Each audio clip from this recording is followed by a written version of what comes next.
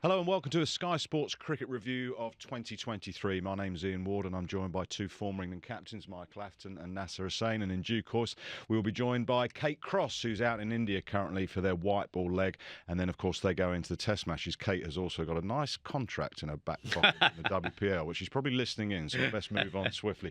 Gentlemen, great to see you. So we're going to review the year. Let's actually start with what has broken today, because England, of course, play 5 test matches in India in the new year. And a 16-man squad has been announced. Ben Stokes down to captain, but obviously he's got to recover in time with that knee operation.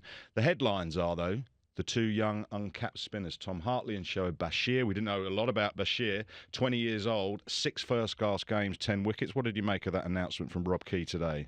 Well, it's an amazing whirlwind rise for Shoaib Bashir, for sure. As you say, he only made his first-class debut last summer. He was playing minor counties cricket the summer before.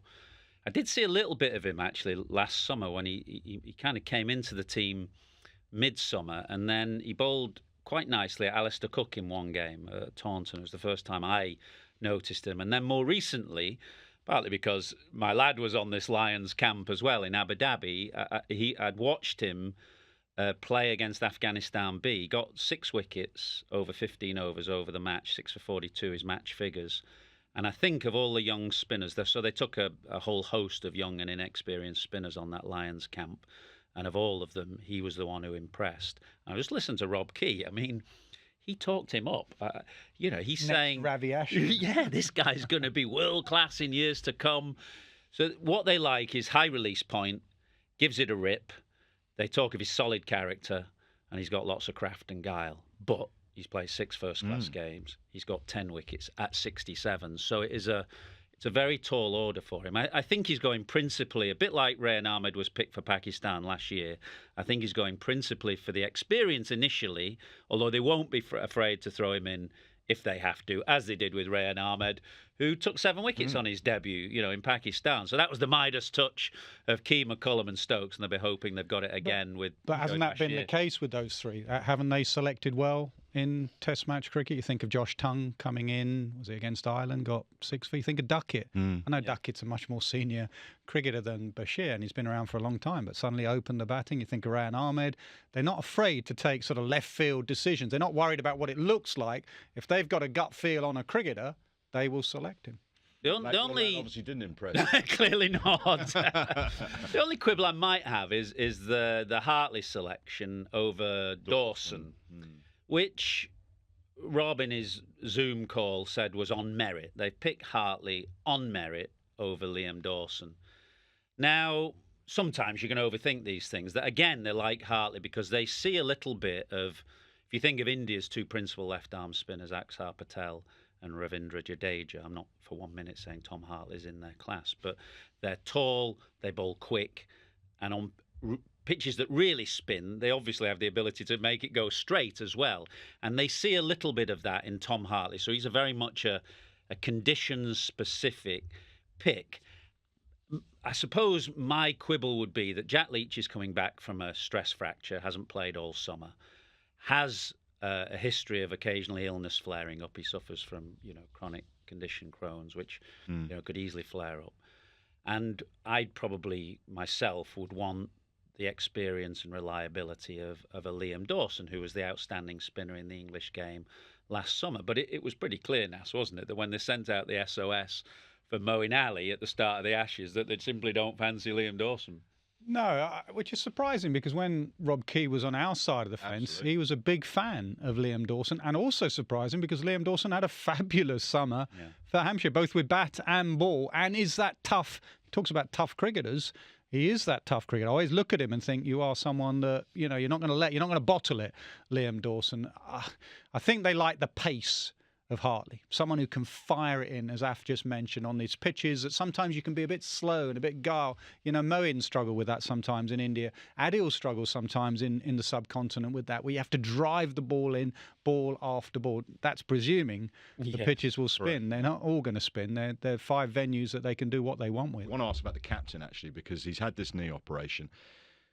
Rob Key said we are not expecting him to bowl. In fact, he will not bowl. So that's given them clarity in terms of how to select the side. It doesn't necessarily mean it's any easier how to balance the side. And that is the problem with Stokes not being able to bowl. It is, but they're learning to live without Stokes' bowling. They're having to learn to live without Stokes' bowling, even in the summer. So it's not. So I think in the summer it was an issue, or 9 months ago, 12 months ago. You are literally picking two cricketers for one. So unless you go there on the first morning and hand them a sheet with 12 names on it, you have to either miss out on a bit of batting depth, or you have to miss out on an extra bowler. And that's what Stokes, and also obviously Stokes, the captain, and everything about Ben Stokes, the revival under him and McCullum in Test match cricket is that attitude that he brings. So A, good he's had the op. I think that was needed. B, hopefully let's just get him back on the park. You know, we're all talking about whether he can bowl, whether he can't bowl, how do you balance the side? I think after an injury like that, it's not that far away. Get him back on the park, because it was also affecting not only the balance of the side, but Stokes in the field and also Stokes' batting. At times he was playing shots and he was going down and he was wincing. It's not a good look. It's not what you want from your premier all-rounder, you know, your England cricket captain. So I would just much prefer to have a Ben Stokes as a batter and a captain, and any bowling in the future is just a bonus.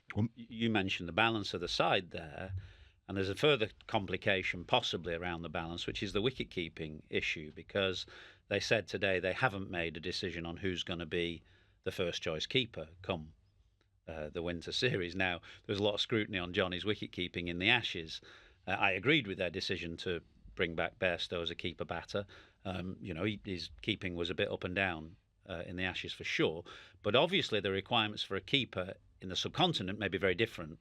They may demand, you know, different kind of qualities, particularly if the pitches are spinning square as they were last time they were there. So if Stokes can't bowl and they want a different keeper, Ben Foakes is a pretty good batter, not necessarily the quality of Bairstow perhaps, but that's a further, you know, thing that they'll have to decide in time as well. Will this tour to India be the biggest challenge for McCullum and Stokes that they've faced so far since they've taken over the Test side? Yeah, absolutely, but they've risen to every other challenge. And you know, the first series, will Bazball work? Will it work in Pakistan? You know, turgid cricket. Will it work against Australia? Will it work? You know, everyone's questioned it all the way through, and it's been very successful. No, they didn't win the Ashes, but they stuck to their word. They had to tinker with it a little bit. They had to play some smart cricket. Oh, I know we're going to review the whole year, but they had to tinker with it a little bit. At times they had to be a bit smarter, and it wasn't the gung-ho approach that we have seen. But it will be the biggest challenge. The biggest challenge for any cricketer at the moment, and you could argue it's been like that for a long time, is touring Australia. And you have to look at England's results of late, and before what Strauss did, and touring India.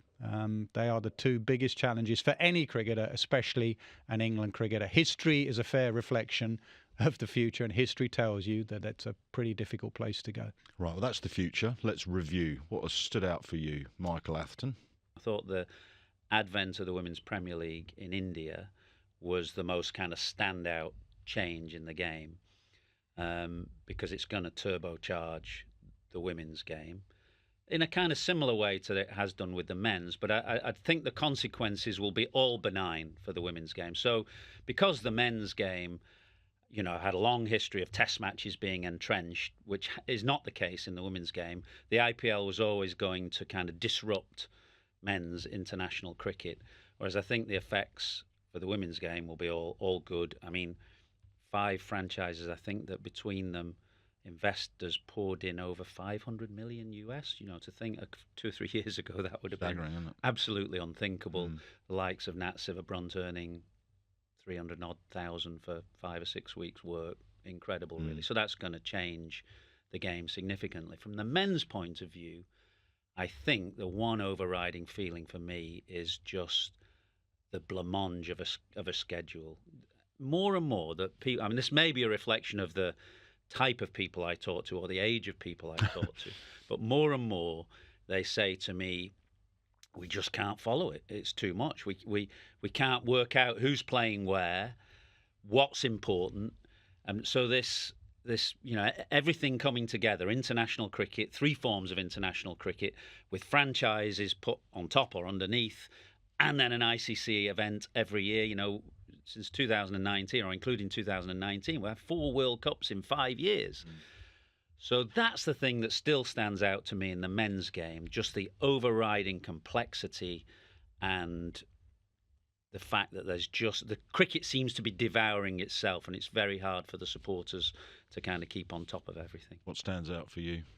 Us getting the word blancmange in our first spot. Look at this place. I mean, look at this for a vodcast venue. The Ashes, I'd have to go. I mean, the World Cup was brilliant. I'm just looking over your shoulders there. It was great to be in India for 7-8 weeks. It was a magnificent tournament. Really enjoyed it. But we build up the Ashes, the hype of the Ashes. How often did we talk? How much did we talk about the Ashes? And wouldn't it have been a bit sort of, if it had been a bit dull, if it'd been turgid cricket, it was never going to be the way McCullum and Stokes, they stuck to their word, and there was so many incidents. The Bairstow incident, Broad finishing on a high, first ball of the Ashes, Crawley hitting it after the years of us watching Slater cut the first ball for 4, Harmy bowling it to 5th slip, me with the toss in Brisbane or whatever, to watch Zach Crawley just drive it on the up and see Stokes' face in the dressing room. And if you're going to talk the talk, make sure you walk the walk, and they certainly did that first day at Edgbaston. Come on, you were on commentary for that. What was that like? Do you remember all the build-up? Yeah, the preamble once I've thrown to you. The build-up seems to get bigger and bigger for every Ashes series, doesn't it? All the kind of the kind of talk ahead of the game, and there's plenty of it this time as well. And then you're never quite sure, for all the talk, you're never quite sure what's going to happen. And perhaps more so this year, because there was this unbelievable kind of clash of styles. England saying we're going to play like this. Suddenly, Cummins walks out for that first ball at Edgbaston. He's got a deep point from memory. I know I was on comms, but from memory, he had a deep point, and within an over, he had a deep square leg as well. And then just the resounding boom off Crawley's bat for that first ball. A fantastic reaction in the crowd. I remember speaking to Joe Root actually recently in the World Cup. And I think it was Joe who said he was on the loo or something, or at the back of the changing room, and then he heard this like thunderclap of a noise, and he didn't quite know what had happened. So it was an amazing start, and Zach Crawley in many ways was the player of that Ashes series, wasn't he? For somebody under so much pressure, to come out and play as he did through that series was absolutely fantastic. It's nice to have the number 4 on the loo, by the way, of an Ashes. If he's opening the batting, the number 4 ain't. He's done that already, did that 20 minutes ago. But that opening Ashes game, it went Australia's way. It gave us a real taste as to what was to come. It was brilliant cricket. But even that's my point, really. That game could have gone one way or the other. The Stokes' declaration, all the chat and the hype about the Stokes' declaration. Peterson and was it Ponting or someone was rowing about the declaration at the cart, and then England were winning the game on that last day. Adam 8 down or whatever, and Lyon and Cummins played brilliantly. Stokes diving for one in the deep, and that's my point about the summer. The end result still says 2-2, right? And that, for the modern England cricketer, for our era, that's pretty good. For the modern England cricketer in England, it's not like wow, because we've not lost the Ashes in England since 2001. So it's not like, wow, we won the Ashes, always 2-2. It was the cricket. It was the viewing, the people watching in the ground, on telly, every ball. It was a little bit like 2005, wasn't it?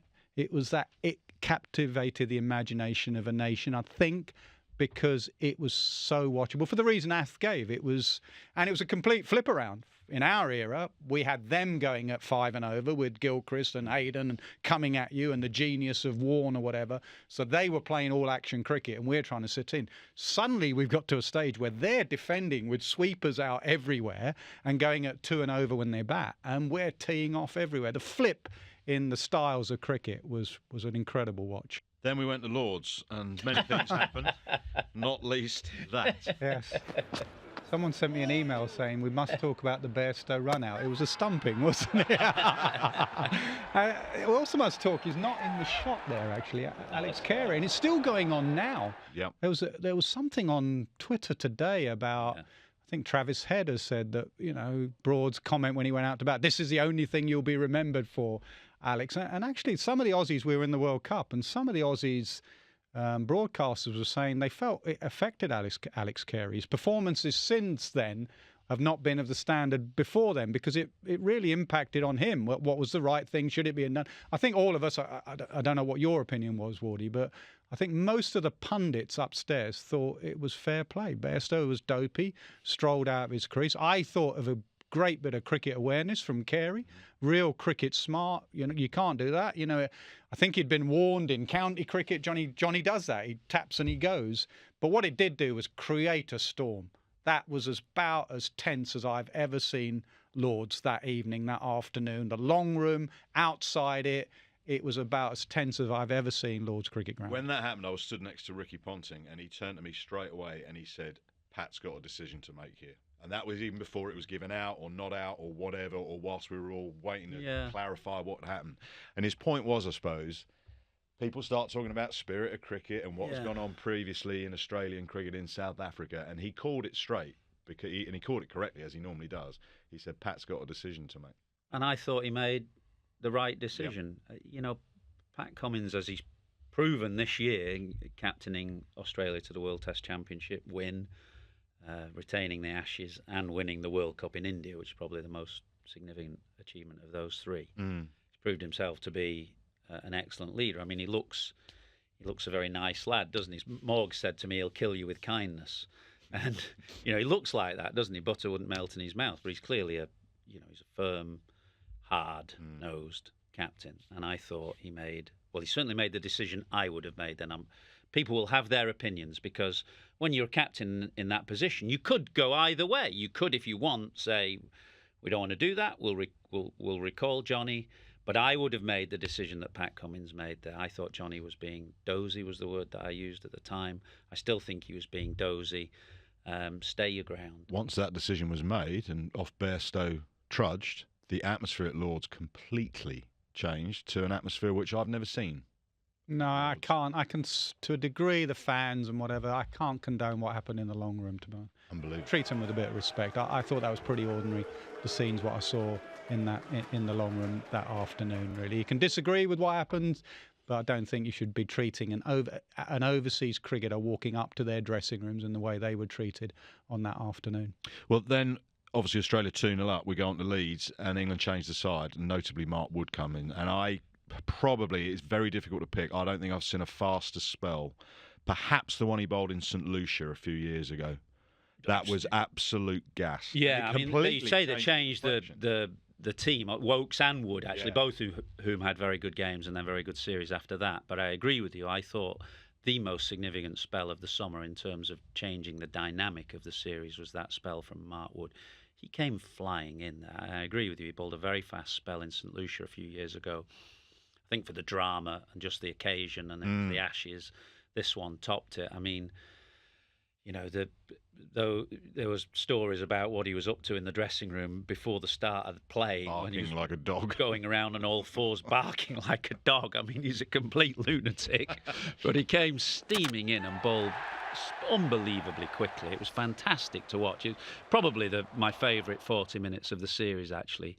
There's lots to choose from, but that 40 minutes was probably my favourite, just watching Mark Wood steam in and kind of change the dynamic of the series. He helped England get back into it, and obviously they went on to draw. Well, if you can take momentum when you're still 2-1 down, they seem to have that going to Manchester. Almost played the perfect game. Crawley, unbelievable. What was it, 189 off 182, and then the rain. But the way they stamped their authority on the game when they were out there was staggeringly good.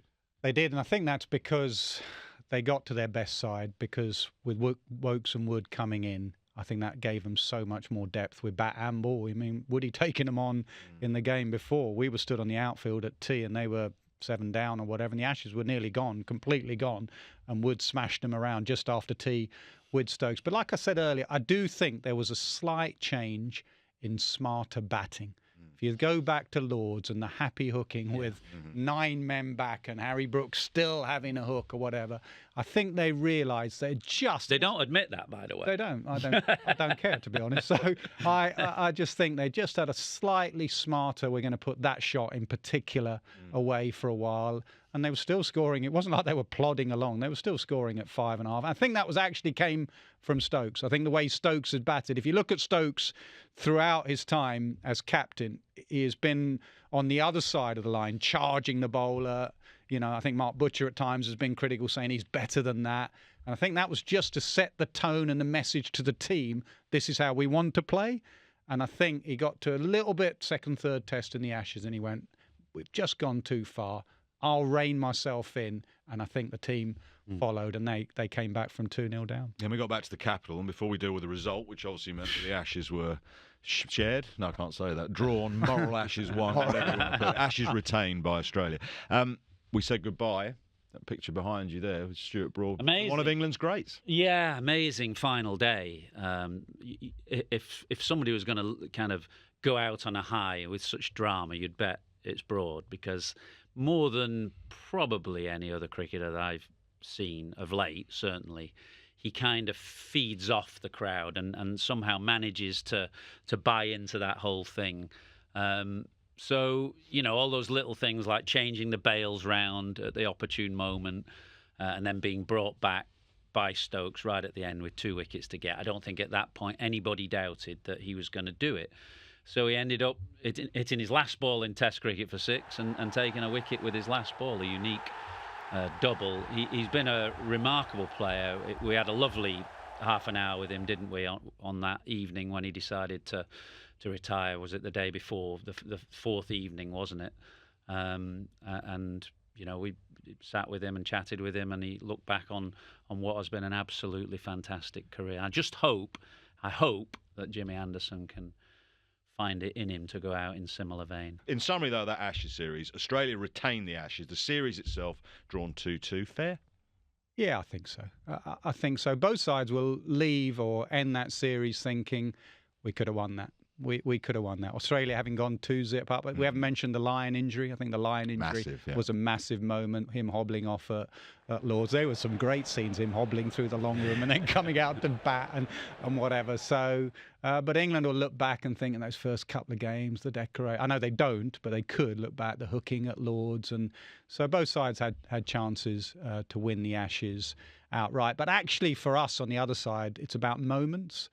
And the fact is, we've gone through now for 40 minutes and we could still talk about absolutely so many different moments in that series. But we're not. We're going to leave the men's Ashes there and we're going to turn our attention next to the women's Moneybags. Because Moneybags Cross is on the line and she'll be joining us after the break. But plenty to talk about. We, of course, had the women's Ashes, that multi-format series, and, of course, the Women's World T20, which was won in great style by Australia in South Africa. Welcome back, and it's welcome along to Kate Cross, who joins us now from a hotel room in Mumbai. We're going to look back on a fantastic year of women's cricket, but let's deal with more current issues, Kate. Nice to see you. Thanks for joining us. A terrific performance in the T20s to win that series 2-1 in India. How was it out there? Oh, yeah. I mean, I was out here as a fan, obviously not in the T20 squad, but it was great to watch, actually. And, you know, going to the Wankhede with, full crowds for both games at the weekend was pretty special. But I actually thought the girls pretty much outplayed India bar that third game. I thought they were outstanding with bat and ball in the first 2 T20s and really deserved the series win. So it was a pretty special weekend for us, actually. You mentioned the crowds. They looked amazing. Yeah, I think the tickets were free, actually, but we turned up at about 10 to 7, the game starting at 7, and there's these crowds and queues of people rushing into the ground. And you could kind of see each section of the stadium filling up throughout the game. So I know we're part of it. We talk about it a lot, but it really does feel like that thirst for the women's game is continuing to grow. And, getting to see the girls do their thing from the crowd was a bit different, but was equally special to kind of see it from a fan's point of view and witness what everyone else seems to witness. How focused were you on supporting the girls, or how focused were you on what was happening in the WPL auction? I didn't watch it. I found out through my phone. Kirsty Gordon was the person to let me know, actually. She was watching it live. So we had a similar situation in the T20 World Cup in February this year when the inaugural auction happened. And it wasn't a very nice experience, to be honest. A few girls were really disappointed. A few got some life-changing sums of money thrown their way. So it's a bit of an odd day, especially when you've got a game that evening. So, I didn't watch it and then got some good news on the back of it. So it was quite a nice day. But exciting times. I mean, congratulations, an RCB player. What do you think the WPL has done and could do for the women's game? Oh, it's huge, really. It was the tournament that we were all crying out for, and it's actually really in a pretty infant stage. You know, we're still in one city, five teams at the moment. So there's a lot of growth that can be done with the tournament. Obviously, we've seen what it's done in the men's game with the IPL, and that's just changed T20 cricket and what franchise cricket looks like, and money in cricket as well. It's obviously one of the most lucrative tournaments in the game. So that's the same for the women's game. You know, Nats Brunt going for 320 grand, I think it was last year. It's just sums of money that we've never heard of in women's sport or in women's cricket. So it's going to do so much. And actually, on the back of it, a couple of the Indian girls were debuted in this T20 series. So Shriyanka Patel and a few new names coming through. So that it just goes to show that the exposure that the girls are going to get through playing in the WPL and playing in crowds and playing for big franchises, it's only going to move the game forward. Okay, I was chatting about the WPL earlier and saying that for the women's game, the effects are likely to be completely benign and positive. For the men's game, because international cricket and Test cricket was so entrenched, the IPL was going to be quite disruptive. Obviously, good things for the players in terms of pay, as you say, but there was going to be an element of disruption there. But that seems to me that there's less likely to be the case in the women's game, because obviously Test matches are not quite so entrenched, and that the consequences are going to be all benign and positive. Yeah, I think certainly at this stage that we're at now, we don't have as chock-a-block a calendar as the men do. So there seems to be more time to be able to get the Big Bash, the 100, the WPL in. So I think it might change in the next 4 or 5 years with our calendars getting busier. I know a few of the girls have had to think about going into the WPL auction this year with how busy the next 12 months are, because we've got a T20 World Cup in October, and then we seem to have an Ashes around the corner all the time. So our calendars are getting busier, but at the minute it seems to fit quite well. And like I said, that type of money, it's only going to push the game forward now, because even in the 100, you think the top bracket for a female player is 30,000, 31, maybe 32,000 pounds. So the WPL is already thrown that completely out of the water in terms of kind of significance of how much money that is. So I think that's what's going to drive the game forward, and hopefully it'll do it quite quickly as well. Okay, last time I saw you was at Bengaluru. You were having breakfast next to me. I was having my dosai, and you had your bowling boots on the table next to me. How's it coming out? You were preparing for what's ahead. You've got a Test match starting Thursday. How much are you looking forward to that? Yeah, can't wait. It's been really strange, actually. It's the first time in my career that I've ever just focused on red ball cricket. Obviously, we don't play a lot of Test matches, and we certainly don't play, we have multi-format series when we do play a Test match. So there's always the white ball series around the corner or just before the Test match. So it's been quite nice just to focus on red ball cricket. But yeah, it's going to be hard. I'm a bit nervous about the weather and the humidity. Training sessions are very, very humid and very sweaty. How many overs you got in you for a spell, do you reckon? Oh, 5 maybe, before I have to change my shirt. But it's going to be a real challenge. But that's what I love the most about Test cricket. I think, obviously, I saw Tammy do an interview a couple of days ago about how important 50 over cricket is. In the women's game, it's the longest format that a lot of teams play. But when we do get to play Test cricket, it feels really exciting because it is a test. It's so unusual for us to do it, and we have to really put our bodies through it. So to do that in India on what I'm sure will be a dry turning pitch, I can't imagine it's going to be massively seamer friendly. So you might not be bowling at all then. Yeah, I might not be playing. I'm trying to get in as a batter at this stage, but no, it's like, obviously we love playing it. There's always that extra buzz around the group when we've got our whites around, and it's just an exciting thing. And I've never bowled with the SG ball either, so that's going to be a new challenge as well. Well, sticking with Test cricket, let's take you back to Trent Bridge then, and that Ashes series, the women's Ashes, multi-format, of course, but that game up at Trent Bridge, brilliantly well attended. You mentioned the crowds in India, fantastic crowds at Trent Bridge. A great spectacle for the women's game. It'd be fair to say we've seen some very dour women's Test matches down the year. Through no fault of your own, the pitches have been terrible at times. But what a game. I know Australia won, and what a performance from from a certain Miss Beaumont, who is behind me on the wall here in the studio. Yeah, she was incredible. She kept us alive for that first 3 days, really. And I didn't realise that was her first Test 100. I couldn't believe that she did it in so much style and just doubled it while she could. So, no, it was epic. And I actually think if we played that Test match again now, we'd have a completely different result, because we were at a really not negative, but we were always nervous when we played Australia. And then as the series progressed and we beat them in that first T20, and then we went through and kind of kept ourselves alive, I think this big fear about playing Australia kind of disappeared. And I think if we then played that Test match again, there would have been a lot of sore bodies around, but I'm pretty sure that we'd have come out of that on top, because we knew we could do it.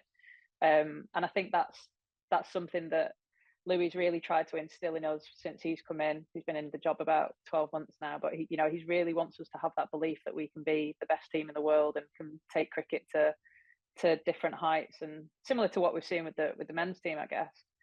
He saw that firsthand with Ben Stokes and Brendan McCullum. So I think that Test match was kind of the start of us really believing what we could do. And yeah, like you said, Tammy was just absolutely phenomenal to bat as long as she did, keep us alive. And then she was under the helmet for all our fielding innings as well. She was being a little pest under there. So yeah, it was great to see her do so well as well, because she put so much time and effort into her cricket, and she really deserved it. Well, then it was on to the multi-format side of it with the T20s and the ODIs. And, of course, Australia took a whole heap of points from winning that Test match because it's weighted that way. You mentioned belief, but after that first T20 where you lost by 4 wickets with 1 ball, a very tight game, was that belief shaken a little bit, or did you still continue to believe? That was the moment, actually. I remember a really significant moment where Heather in the dressing room afterwards said, "We're really close, and we've got to keep doing what we're doing, because we're challenging the best team in the world that not many teams have got close to in a long time, and we just need to keep doing what we're doing." And then it was the Oval, wasn't it? It was Danny Wyatt. I think it feels, obviously I know it's a team game, but it really feels like Danny's innings at the Oval was the shift. There was wickets falling around her, and she just kept going the way that she only knows. And I remember there was one over against Megan Shute, she's notoriously had issues with in the past, and it's always been a big challenge for her to face Megan, and she took her for about 30. And I remember thinking that we could get on top of this team now and really put them into some pressure situations that they're not used to being in. And then it felt like it was our momentum after that. And obviously the narrative of the series seemed to gain momentum from the rest of the country as well, and it felt like more people wanted to come and watch us. So yeah, it was pretty magical, actually. Did it benefit the women's game that it was sort of sold as a parallel almost with the men's Ashes?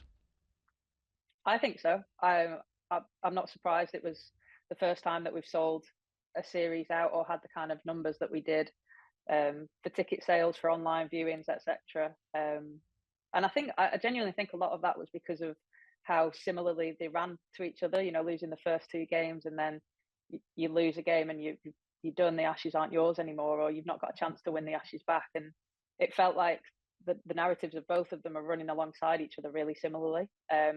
We obviously didn't have the bail switches or the kind of theatre that was created as much in the men's, but it really felt like we managed to gain the momentum of the country. Like I said, it genuinely felt like everyone was on our side, and having that home crowd advantage was such a big plus for us, and not something we've really experienced before. So I've always said it. I think if we're visible, then people will want to come and watch us. And now the cricket is speaking for itself, and there were so many exciting finishes. I think they all went down to a couple of wickets or a couple of runs here or there. So it was a really evenly matched series, and we felt like we were entertaining people.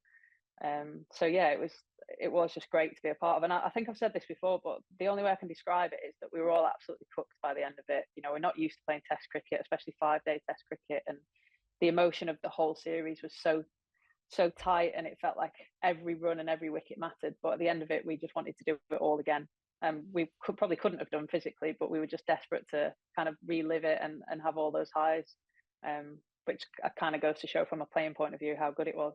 Well, you drew the series in the multi-format side 8-8, but much like the men, Australia retained the Ashes. I'd like to just stick with Australia, if I may, and take you to Cape Town and that World Cup final in the T20 under Table Mountain with a packed, diverse crowd in Cape Town. What visuals did that do in benefit for the women's game, would you say?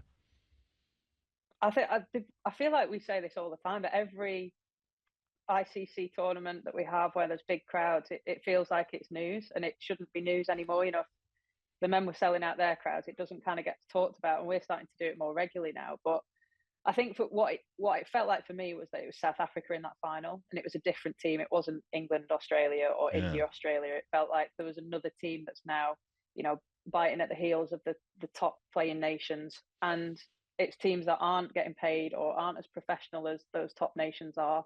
And for me, that's great to see in the women's game, and I want to see more of that. You want to see New Zealand and Pakistan and everyone else challenging for these trophies.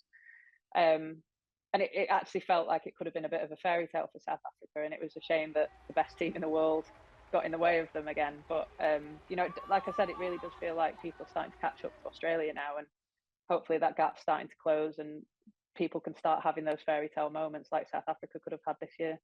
Finally, before I let you go, we said goodbye to one of England's great men's Test cricketers in Stuart Broad. Well, cricketers full stop in Stuart Broad. The women's game also said goodbye to Anya Shrubsole. Pay tribute to her, and just what an amazing send-off for her winning the 100. Yeah, perfect. Another well, that was the fairy tale finish, wasn't it, for the women's game? But obviously the Southern Brave have had a couple of goes at that trophy and haven't quite managed to play their best cricket on the day, but it felt like from the outside it was a real push to do it for Anya. And speaking to Lauren Bell, actually, she did say that was kind of their motivation. But she's had an incredible career, and the fact that she had to retire from international cricket at 30, you know, goes to show how long that was, that she's been playing since she was in nappies, basically. So I'm just so pleased for her that she got that fairy tale finish and could leave the game. I know she didn't actually, you know, she didn't want to. Her body was probably failing her a little bit more than she would have liked. I think she could have carried on if she wanted to, because that skill level was still there. But yeah, just what a pioneer, I guess. She's one of the names that will go down in the history books. Obviously, that spell that she bowled in the World Cup final in 2017 is not going to be forgotten for a long time. So yeah, she deserved every plaudit that she got that day. Kate, great to speak to you. Thanks very much indeed for joining us from Mumbai. Stay hydrated if you're going to bowl those 5 overs. I'll do my best. Catch you soon and good luck. See you soon. Thanks, guys. Let's flip from the Women's World T20 to, sorry to do this to you lads, the Men's 50 Over World Cup, because it feels like we've been talking about this for months and months and months. Has it finished yet? I think it's finished yet because we're at home. So unless they're carrying on without us, so they wouldn't carry on without you now. But when you look back at that, what is your overriding thought on the whole sort of about England or the tournament? Well, at the tournament, because it's not just about England. I mean, that is an iconic shot. Eventually, when Pat Cummins managed to get his team around him and got the World Cup in his hand in Ahmedabad, unbelievable performance from his side in front of such a partisan crowd. It was.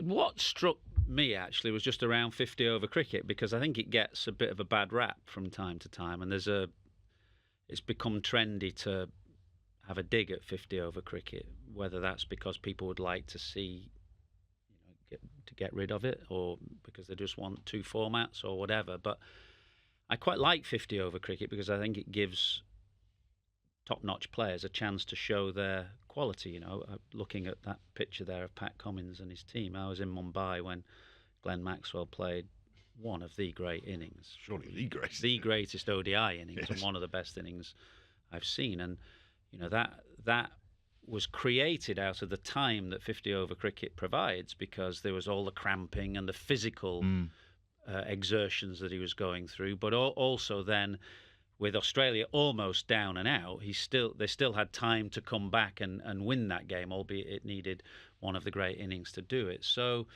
even though it's become common to kind of criticise 50 over cricket, I quite like the scope and the depth that it provides. I thought the tournament went on too long. I think there must be a way of bringing 7 weeks down to 5 or something, but I think we all understand the challenges. But a predictable final, I suppose, in some ways. India looked the best team throughout the tournament. but they came up against the kind of tournament team, if you like. The best team in the tournament came up against the team that plays tournaments the best. And, they were worthy winners. What's your take from the tournament as a whole? We'll come on to England more specifically in a minute. It's quite difficult to read conditions, and that goes back to the final where Pat Cummins made one of the bravest calls I've seen as a captain at a World Cup final. Do the sort of weak thing and say, we'll have a bat, because if it goes wrong, no one will remember that. But you have a bowl and India get 400, 390, as they were doing. You'll always be remembered as the World Cup captain who, in the final, got the toss wrong. So I thought it was a brilliant thing. And the problem was that, like at the South Africa game with England, the statistician and anyone who's played IPL cricket in India will tell you with Mumbai that by 10, 11 o'clock, the dew's coming down and the pitch is getting better and the spinners can't hold it and you can't bowl death bowling and it's a chasing ground. But at 2 o'clock, when the first ball goes down, it's 40 degrees and it is so hot and the pitch is flat. So it had like 3 phases: flat, then under lights it did a bit. All the venues looked like they did a bit. And then later on, it did get a bit easier. And I quite enjoyed that, because I enjoy captaincy and tactics. And it was trying to work out which is the best bit, at the start or at the end. And at times, Joss Buttler went with the statistician. We're going to have a field and we'll chase under lights. And then they were blown away under lights on a number of occasions. And England's performance, I mean, that's continued on into West Indies, where they've lost that series. Where would you say they are at? Let's look at the leadership to start with in Joss Buttler and Matthew Mott. Yeah, I don't think anyone would have predicted months leading up into the World Cup what happened in that World Cup or since. I can't remember many pundits or ex-players or whatever saying this England side are just about to implode. And implode is what they did. It wasn't a gentle fall-off. They didn't lose games off the odd run here or there or the odd wicket. They got hammered in a lot of those games, and it wasn't imploding. It was literally, maybe David Milan would have an argument and Wokes towards the end of it, but literally a group of players that found themselves horribly out of form. And then the debate has to be, why were they all out of form? I think it's a classic case of just taking your eye off the ball a little bit. Double World Cup winning champions, obviously great scenes in 19, great scenes at the MCG with Buttler lifting the T20. And Rob Key admitted to you on interview after the last game at the end of the tournament, he admitted that he couldn't give Buttler and Mott the side they wanted often, and he had to give Stokes and McCullum the side they wanted. So it was a little bit like, our white ball cricket's okay, that will look after itself. And any sports psychologist or sports leader will tell you, if you stay at the same level and presume that will be okay, other sides will catch up and go past you. And I think that's what happened. Now, there'll be very good reasons. After that interview, spoke about it, the amount of cricket England play, etc. And it's very difficult to keep it all going. But the flip side of that is actually now, I wouldn't get too low either. We used to have that saying in the dressing room, don't get too high when it's going well, don't get too low when it's going badly. I wouldn't go too low and think, oh, we're a terrible white ball side. We've got some fabulous white ball cricketers, both in the side that were in the World Cup, that were in the Caribbean. They're not even near the side. There's some excellent white ball cricketers. It is how we just get back on that path. And I said it, why are we the country that are like, oh, we'll focus on Test cricket, and then Morgan comes in, we'll focus on white ball cricket, and now old Stokes and McCullum will focus on Test cricket. Can we be a bit more level? I don't know. That's an easy thing to say, and Rob Key will be thinking, that's an easy thing to say, mate. How do I do that? Well, let's move on from the 50 over World Cup, because we've spent months talking about that. Let's talk domestic cricket. County Championship won by Surrey again. 21st title. They were pushed by Essex and Hampshire, but they look best team, shoulders, don't they? Yeah. The best team, best squad. In fact, most of the domestic competitions were won by the best team. You think of Somerset and the Blast, what did they win? 14 wins in the whole of the competition, including the final. Yeah, no, more than that, I think. Anyway. I might have to check that. More than anyone. Yeah, absolutely. And Leicestershire had an excellent Metro Cup. But to go back to Surrey, yeah, they're the best team. Did you upset them? Did you call them money bags or something in one of your articles or something? Well, I did use the term money bags. It was one word in a kind of...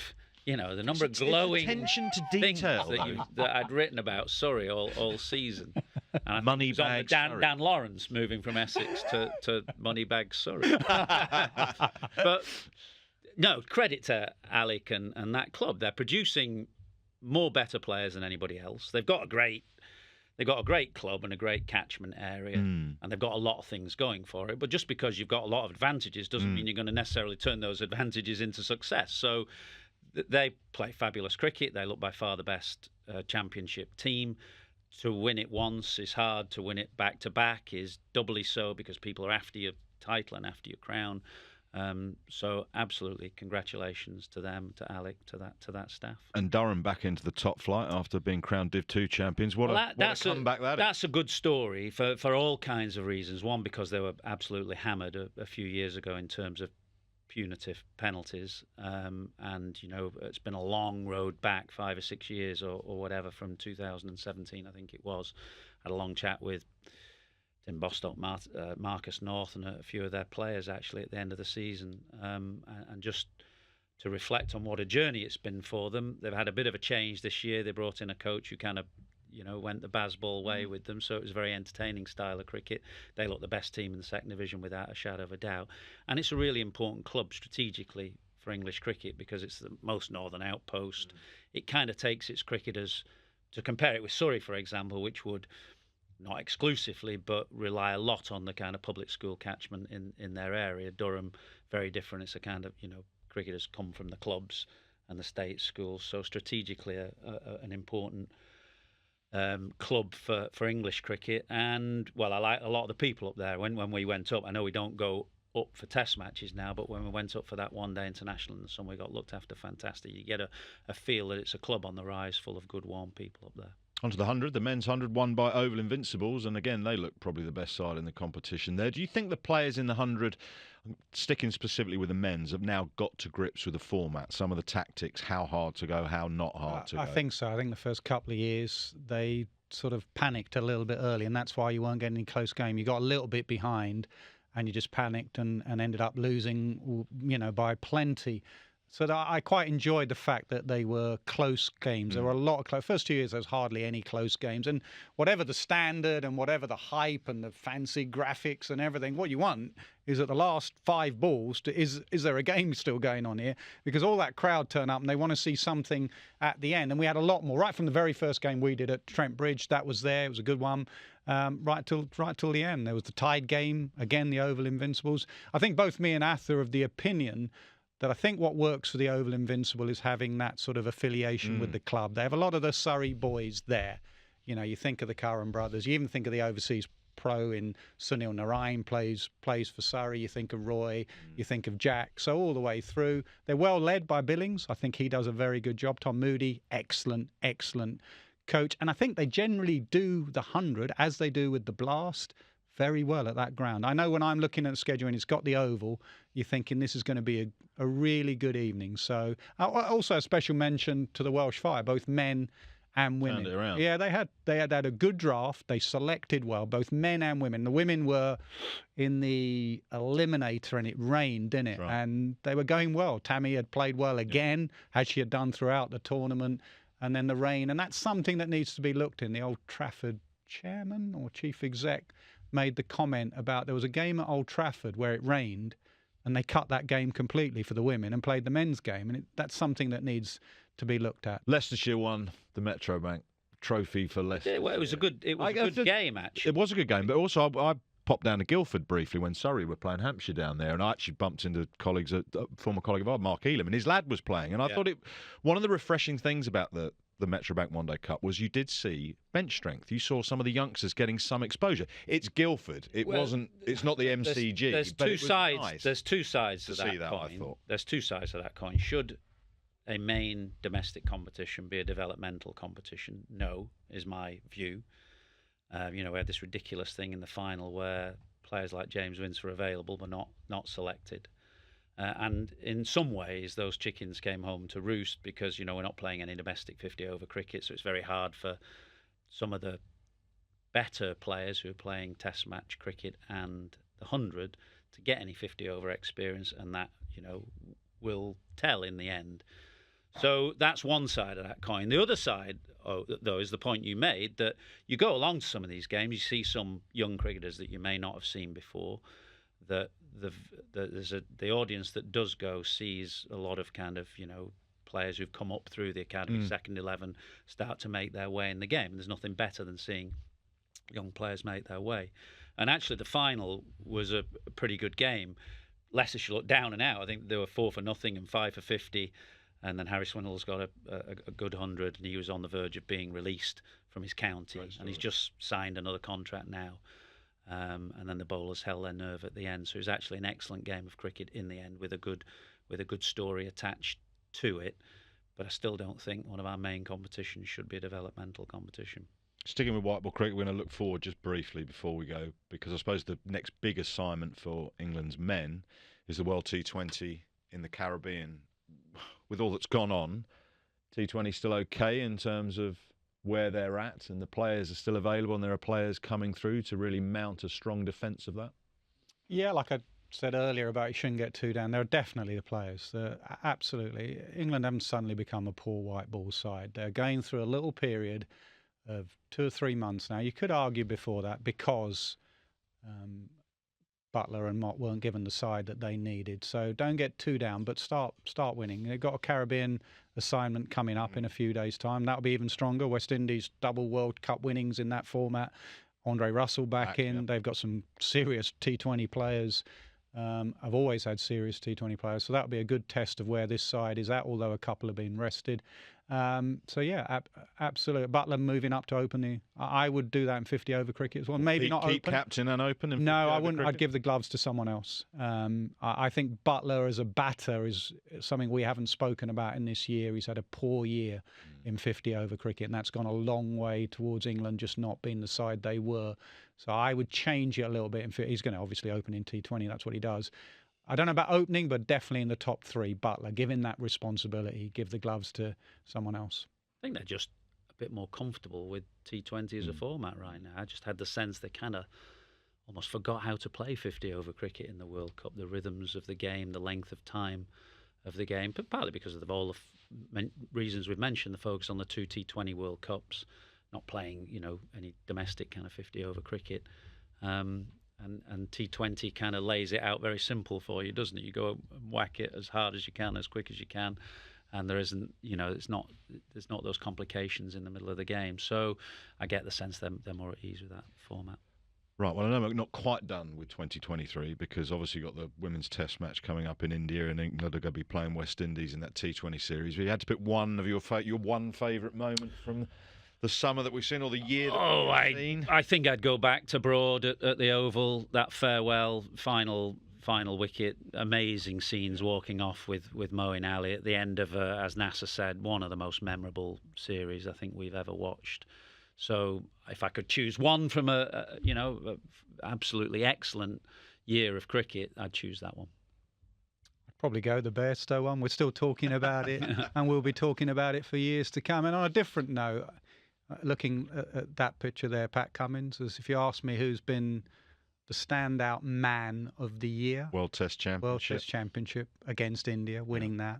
World Test, winning the 50 over World Cup in India with that retaining the Ashes. I think he has been the standout man in 2023. Well, there's been heaps to enjoy in 2023 and lots more to look forward to in 2024. For now, though, Merry Christmas.